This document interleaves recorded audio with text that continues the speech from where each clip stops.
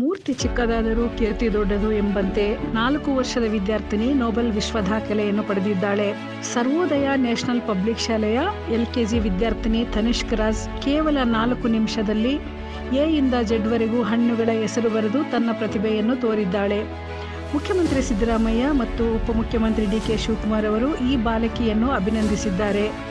ಇದೇ ಸಂದರ್ಭದಲ್ಲಿ ಮೋಹನ್ ರಾಜ್ ದಂಪತಿಗಳು ಉಪಸ್ಥಿತರಿದ್ದರು.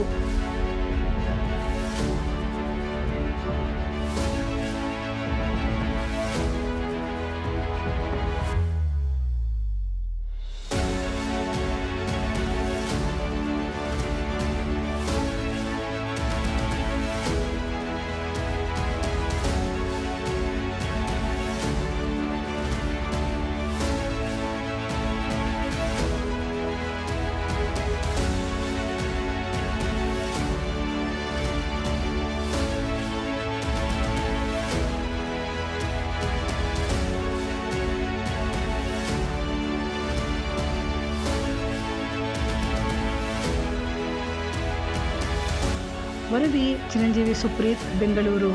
ಮೆಂಡು ನ್ಯೂಸ್ ನೆಟ್ವರ್ಕ್, ಸತ್ಯದ ಕನ್ನಡಿ.